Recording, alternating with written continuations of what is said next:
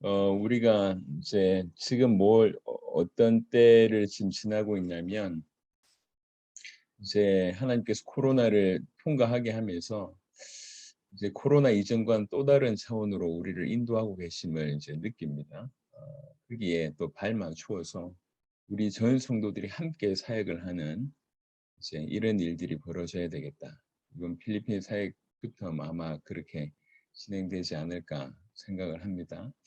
그래서 이제 이런 때에 우리가 더욱 우리에게 주신 그런 복음과 우리에게 주신 믿음, 또 우리가 가고 있는 그 방향, 또 그런 중에 하나님께서 어떻게 인도하시는지에 대한 어떤 그런 부분들을 좀 마음을 좀 담았으면 좋겠다 생각합니다. 그래서 마태복음 6장 33절에 32절부터 보면 먼저 그 나라와 그 의를 구하라 그리하면 이 모든 것을 너에게 더하여 주시리라. 이게 사실은 진실인지 우리가 지금 하려고 하는 모든 부분이 바로 이 한 구절 안에 담겨져 있다고 해도 과언이 아닌데, 다른 말로 그의 나라와 그의 의, 주님이 원하시는 올바른 복음과 주님이 원하시는 방향으로 걸어갔을 때, 그런 삶을 살았을 때 모든 것을 더하여 주신다. 이게 이제 우리의 삶이 되어야 되는데, 먼저 이러한 예들을 좀 살펴보면서 우리 믿음의 점검뿐만 아니라 큰 도전을 받았으면 좋겠다. 이렇게 이제 기도하고 있던 중에 우리 역사 중에 엑스플로 74를 좀 보게 됐습니다. 저는 사실 이전에 들어본 적이 없어요. 그때 김종건 목사님 중심으로 빌브라이트 목사님 초청해가지고 했다는 얘기까지는 들었고, 그 결과도 좀 들었지만 실제 그 메시지가 남아 있다고 하는 것을 저는 몰랐습니다. 예, 너무 감사했어요. 여러분, 김종건 목사님의 영상을 찾아보시면 설교 영상이 거의 없어요. 채 10편이 없습니다. 대단하신 분이. 근데 엑스플로 74의 메시지를 두 번 하셨는데 그 영상 두 개가 이렇게 그대로 녹음돼 있고 했다고 하는 것이 저한테 일단 너무 감사한 일이었습니다. 그래서 오늘도 이런 흐름 중에 그 김종건 목사님의 메시지를 실제로 들어볼 건데 한 40분 정도의 영상입니다. 근데 50년이 지난 지금에도 우리에게 큰 울림이 됩니다. 여러분 알듯이 엑스폴로 74에 30만 명 이상이 매일 숙박을 이제 합숙을 하잖아요. 그리고 이제 저녁 때는 그 서울 경기권이 다 모여서 거의 100만 명, 150만 명, 어떤 해는 조사하기를 158만 명이라고 추산하기도 합니다. 하루에 그런 사람들이 모였고 전체 모인 연 인원 숫자를 포함하면 660만 명, 680만 명 이렇게 추산하기도 합니다. 그 엄청나게 이제 모였죠. 또 마지막 날 끝나고 나서는 전도대회를 나갔는데 400 몇십만 명한테 복음을 전했고 그중에 100만 명 이상이 이제 이렇게 예수님을 영접했다 이런 얘기도 있고요. 실제 엑스폴로 74 이후에 그 75년에 CCC가 자체 조사했는데 각 교회의 교인 수가 33% 이상 증가했다고 얘기합니다. 그러니까 이제 인원으로 얘기하자면 그 한 해에 100만 명 이상이 교회를 이제 나오게 된 거죠. 교회에 엄청난 일이 벌어진 거예요. 그리고 이제 그 이후에 수많은 교회가 섰고 또 그 혜택을 여전히 우리가 지금 받고 있습니다. 우리가 이 길을 보고 걸어가야 됩니다. 근데 제가 또 조금 조사하면서 연구하면서 좀 알게 됐던 게 엑스플로 74를 한다고 했을 때 가장 반대했던 그룹 중에 한 그룹이 누구냐? 교회였습니다. 아, 이제 진보 진영이라고 할 수 있는 이런 데에서 일어나서 대놓고 반대하면서 뭐라고 얘기하고 있냐면 성령의 폭발이라고 하는 것이 말이 되냐? 성령은 주시는 것인데 우리가 겸손하게 받으려고 겸손해져야지 무슨 폭발하냐? 뭐 이렇게 이제 비난하기도 하고 그리고 무슨 민족 복음하냐? 이제 우리가 복음 받은 자일수록 저 이렇게 가난한 사람들, 약한 사람들 돌봐주는 것이 우리의 할 일이지 무슨 뭐 이런 식으로 이제 들고 일어났다고 합니다. 참 말이 안 되죠. 그 교회 안에서 각각이 자기 신앙생활로 하는 건 이해되지만 이제 진짜 중요한 복음과 주님이 뭘 원하시는지를 정확하게 성경을 통해서 알지 못하면 여러분 연약한 사람들, 약한 사람들 도와주는 건 어떻게 보면 가장 정상 아닙니까? 예수님께서도 이 가난한 자들은 너희와 항상 함께 있다라고 얘기하면서 이제 당신의 오심과 당신의 오심을 기뻐하는 어떤 그 제자들의 모습이 얼마나 축복인지를 언급하셨잖아요. 이 지금 시대도 마찬가지입니다. 그래서 우리가 올바른 복음을 전하면서 주위를 돌아봐야 될 것은 당연하지만 진짜 우선순위는 뭐냐는 거죠. 영원한 하나님의 나라에 대한 부분들을 정확하게 알지 못하면 우선순위는 항상 이 땅입니다. 이 땅에서 이제 연약한 사람들, 또 가난한 사람들, 부족한 사람들, 뭐 어떤 형태로든지 도와주는 것은 가장 가치 있을지 모르겠지만 영원한 하나님 나라를 배제한 상태로 그냥 열심히 하는 그런 경우일 수도 있다는 것이죠. 그래서 우리는 둘 다를 정확하게 보되 우선순위를 정확하게 볼 줄 아는 그런 은혜가 있었으면 좋겠습니다. 자, 우리 엑스폴로 74 어떻게 보면 메인 메시지라고 할 수 있는 김중근 목사님의 메시지인데요. 주님이 우리에게 말씀하신 그 지상 명령에 관한 그런 중반부쯤 뒤에 가시면 알겠지만 굉장히 피를 토하듯이 메시지 하십니다. 그래서 여러분들이 지금 엑스플로 74 그 현장에 앉아 있다고 생각하시고 우리 믿음의 선배들이 저 메시지를 듣고 우리 민족의 대선배들 그 교회들이 저 메시지를 듣고 완전히 갱신하고 크게 성장했던 그런 일이 벌어졌던 것입니다. 오늘 우리에게 그런 일이 일어나기를 바라는 마음으로 다시 한번 들었으면 좋겠습니다. 50년 전에 전하셨던 메시지입니다.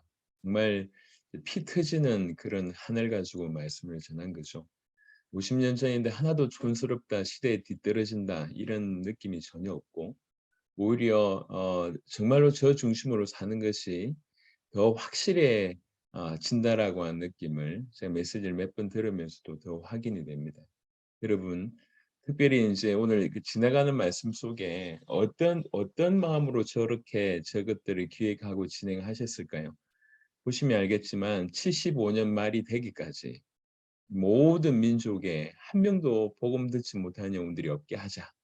그리고 나서 그 다음에 우리가 전 세계로 나가야 된다. 복음을 수출하고 믿음을 수출하고 평화를 수출하고 이래야 된다고 얘기합니다. 그러니까 75년도까지 민족 복음화를 끝내고 그리고 이제 세계 복음화를 오늘은 민족 복음화, 내일은 세계 복음화 이게 그때의 중심이었습니다. 그러니까 이제 그런 방향이었기 때문에 하나님께서 저토록 성령의 충만한 역사로 부어 주셨다 이렇게 보여집니다. 사실 지금과 비교해 봤을 때 모든 면이 열악한데요. 하나님이 저 때의 한국을 사용하셨습니다. 지금 오늘 기독교인들에게 저 때와 비교해서 뭐가 부족한지에 대해서 다시 한번 돌아볼 필요가 있겠다 생각합니다.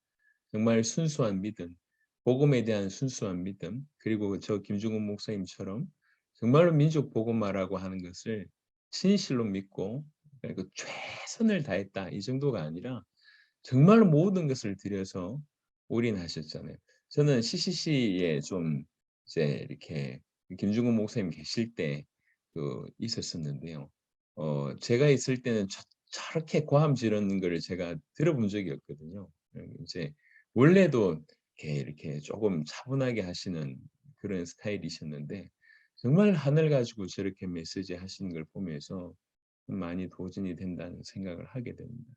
여러분 이제 우리에게는 조금 더 선명한 복음을 계시해 주셨고 그리고 이 복음이 맞다고 하는 것들 그리고 이 복음을 기뻐하신다고 하는 것들을 전 세계를 통해서 우리에게 확인시켜 주셨습니다. 더 이상 확인할 필요가 없을 정도로 너무 과분할 정도로 이제 복음이 무엇이며 우리에게 들려진 복음의 가치가 뭔지를 보여주셨고 그리고 우리가 걸어가야 될 방향들을 정확하게 알게 하셨습니다. 우리 앞서서 이런 목사님들의 걸음을 통해서 이렇게 우리 주님이 기뻐하셨다. 이분들이 대단하다. 그것도 맞지만 정말 주님이 민족 복음화와 세계 복음화를 부르시고 그 방향으로 올인했을 때 기뻐하셨다고 하는 것들을 우리가 보게 됩니다. 근데 그들과 비교했을 때 우리의 부족한 모습이 이제 그들처럼 순수한 믿음 오늘 우리 이 인류의 최후 명령을 말씀하시면서 성령 충만에 관한 얘기를 했습니다. 이게 우리 힘으로 불가능하잖아요. 이 민족 복음화를, 이 세계 복음화를, 이 복음을 전달하는 일을, 복음을 수출하는 일을 우리 힘으로 절대 불가능하기 때문에 오직 성령 충만 받을 것을 얘기하고 있습니다. 100% 그대로 우리가 받아야 될 그런 메시지라고 여겨집니다. 그 외에 뭐 지나가는 부분들 아니면 여러분들이 지금 현재의 상황 속에서 저주의 종을 통해서 들려주는 그런 음성들이 다 있었을 거라고 생각하지만 조금 더 이제 그 부분뿐만 아니라 조금 더 크게 우리가 지금 어디를 향해 가고 있는지, 우리가 뭘 더 선명하게 붙잡아야 되는지, 우리에게 부족한 게 뭔지, 또 무엇을 채워야 될지를 확인하는 그런 메시지이지 않는가 생각을 합니다. 여러 번 들었는데도 계속 가슴이 뜨거워집니다. 그리고 사실 저 메시지로, 그리고 저 중심으로 저 메시지를 가슴에 받은 자들을 통해서 주께서 너무 신실하게 이 땅에 일하셨습니다. 참으로 놀랍게. 지금은 이제 우리의 차례가 아닌가 생각합니다. 지금 그때가 거의 마지막 때, 종말의 때고 위기의 때라고 말씀하셨었는데 지금은 더욱 그러합니다. 예. 지금은 더욱 그러합니다. 그래서 그때보다 곱절이나 우리는 어떤 그 충만이, 성령의 충만, 성령에 사로잡힌 바가 더 필요할 것 같고, 더 순수한 믿음이 우리에겐 더 필요하다 생각을 합니다. 그때도 저 엄청난 일을 하는데도 불구하고 수많은 방해들이, 어 뭐 물론 외부에서도 있었겠지만 참 교회 안에서도 방해가 있었고, 동력자들 중에도 방해가 있었음을 이제 지난주에도 말씀을 드렸습니다. 잘하려고 하고 주의 뜻대로 하려고 하는데 이 방향 조금 놓치고 뭐 올바른 복음이라고 하는 부분에 조금 벗어나니까 본의 아니게 방해하는 역할들로 서게 되는 거죠. 그래서 정말 하나님께 우리는 은혜를 구해야 되겠습니다. 정말 복음 자체로 정말 기뻐할 수 있고, 주님 다시 오실 길, 이 민족을 복음하고 전 세계를 복음하는 길에 선명하게 눈 열릴 수 있고 그 부분에 귀중하게 쓰임 받는 우리가 될 수 있도록, 우리 교회가 될 수 있도록 기도해야 되겠다 생각합니다. 교회적으로 필요한 부분들, 우리 개인적으로 주신 메시지가 참으로 많다고 여겨집니다. 하나님께서 저와 여러분들에게 큰 은혜를 이 시간 이후로 더욱 부어주시기를 기도합니다. 우리 이 시간에 주신 말씀들 여러 가지로 여러분들에게 은혜가 됐을 거라 생각하는데, 이 말씀들 붙들고 우리 차분하게 기도한 연후에 또 바로 기도 시간들을 계속